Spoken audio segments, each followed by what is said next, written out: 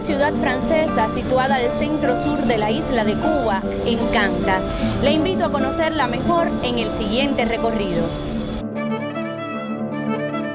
Vista desde lo alto, Cienfuegos parece un tablero de ajedrez, tan perfectamente trazada como la concibieron sus fundadores, colonos franceses provenientes de la ciudad de Burdeos, quienes un 22 de abril de 1819 instauraron aquí, en esta zona, una comunidad que inicialmente recibió el nombre de Fernandina de Jagua.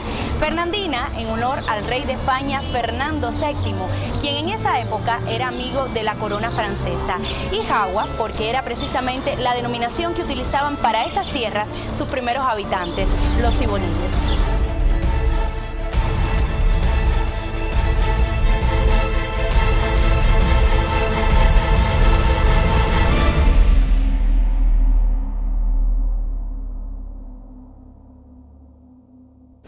A partir de esta intersección, la más céntrica de nuestra ciudad, se extienden hacia el sur las 7 últimas cuadras del Paseo del Prado, el tercio final de esta alameda.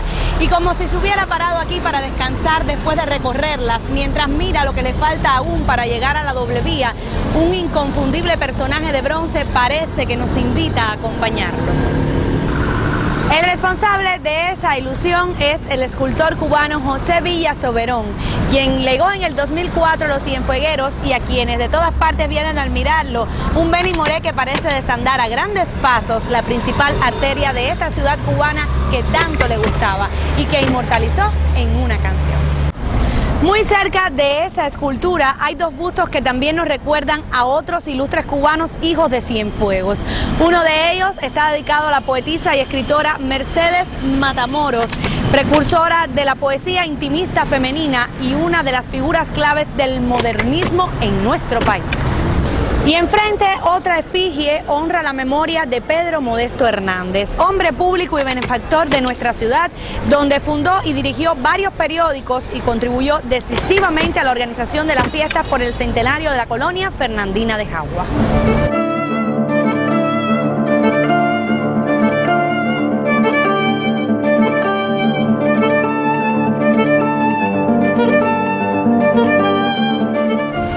Les invito a desandar el Paseo del Prado, observando los principales locales que lo flanquean a su derecha. Lo primero que nos llama la atención es un establecimiento identificado como la Pizzería Juventus. Por cierto, el primero de los restaurantes especializados en comida italiana que se inauguró en Cienfuegos, específicamente en el año 1966. El moderno diseño de este establecimiento para nada recuerda al edificio que sustituyó y que albergaba a un salón de billar, aunque tampoco crea que fue esa su función original. En realidad, aquel inmueble ya desaparecido se había construido para satisfacer una necesidad de recreación, pero de índole muy diferente, pues era un cine. Y por cierto, no era una sala pequeña, el Cine Cienfuegos, que así se llamó, llegó a disponer de 1.600 lunetas y 23 palcos. Sirvió incluso de sede a importantes eventos como el segundo Congreso Nacional Obrero, el 18 de febrero de 1925. Y ya que hablamos de locales concebidos para determinadas manifestaciones artísticas, no podemos dejar de mencionar a otro del que no queda ninguna referencia gráfica, pero que tuvo una extraordinaria importancia en la vida cultural de Cienfuegos.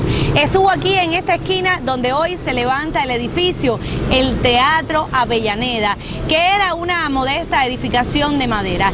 El mismo fue inaugurado el 12 de abril de 1860 y con su nombre se quiso honrar a la insignia poetisa y dramaturga camagüeyana Gertrudis Gómez de Avellaneda, quien asistió a la inauguración.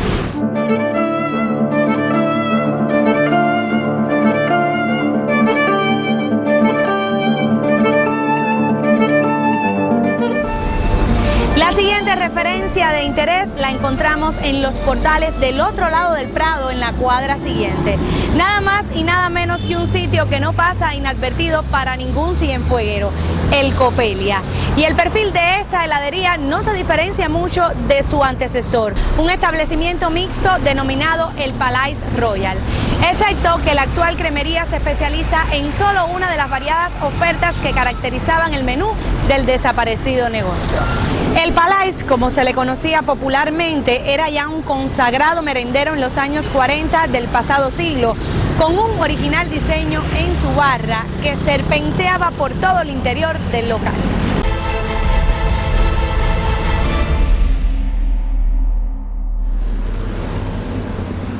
Y si seguimos por esos portales, encontramos uno de los más conocidos edificios de Cienfuegos, el Cine Teatro Luisa. Cuando se inauguró el 2 de septiembre de 1911, contaba con 600 lunetas y 18 palcos. Su designación derivó de una consulta popular en que prevaleció el nombre de la actriz Luisa Martínez Casado, para honrar así a una artista notable que tantos reconocimientos mereció, para orgullo de Cuba y de esta, su ciudad natal. En su época de esplendor, el Cine Teatro Luisa incluía en una de sus áreas una fuente de soda y en la otra esquina el Café Luisa, donde hoy existe un local con similares funciones.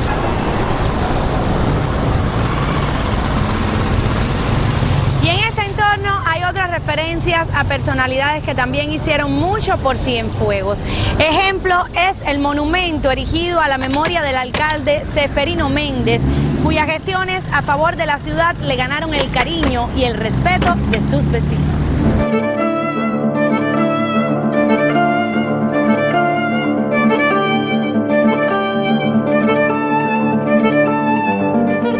Y ahora que lo tenemos a la vista, ¿se le habría ocurrido que un local como el que hoy ocupa La Bolera tuviera en algún momento un perfil industrial? Pues sepa que sí, aquí radicó la primera planta eléctrica de esta ciudad.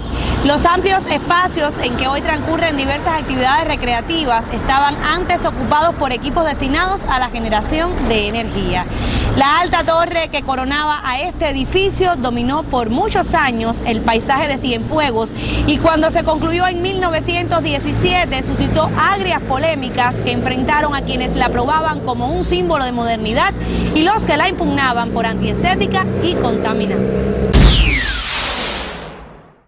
No exento de polémicas estuvo también este otro lugar que cruzando la calle ocupa toda una manzana y constituye un centro nocturno de referencia en Cienfuegos, el Tropisur. El hoy conocido cabaret se asienta en un terreno donde la planta eléctrica almacenaba en grandes tanques el combustible necesario para su funcionamiento. La discordia se suscitó cuando se planteó la necesidad de encauzar hacia el mar toda el agua que bajaba por el túnel de la calle de Dorticós y que necesariamente tendría que hacerse mediante una solución ingeniera debajo de este terreno. Todo parece indicar que dilatados regateos para sacar la mejor tajada del presupuesto asignado mantenían enfrentados a los propietarios del solar y a los inversionistas. El diferendo duró años, al punto que a este sitio se le comenzó a llamar la manzana de la discordia. Cuando quedó al fin resuelto el litigio y concluidos los trabajos, se llegó a calificar lo hecho como una maravilla de la ingeniería local que transformó definitivamente este concurrido lugar de Cienfuegos.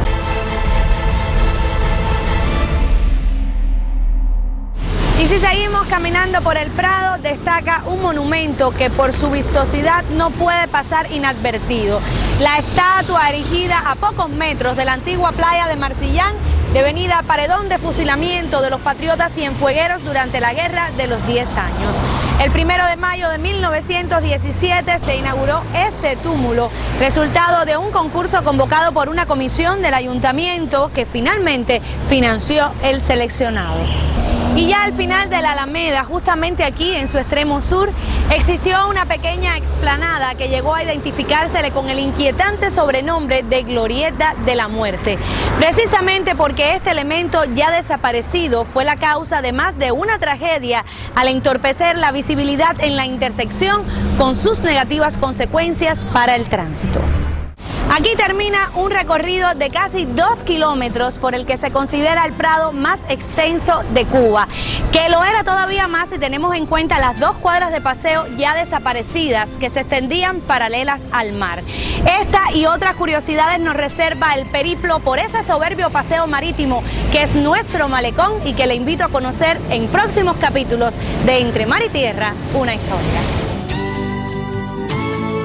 Yo quiero irme a soñar bajo tu luna fiel y quiero un sueño enorme de fecunda labor. que sean 100 fuegos para bien, los que proclamen tu esplendor.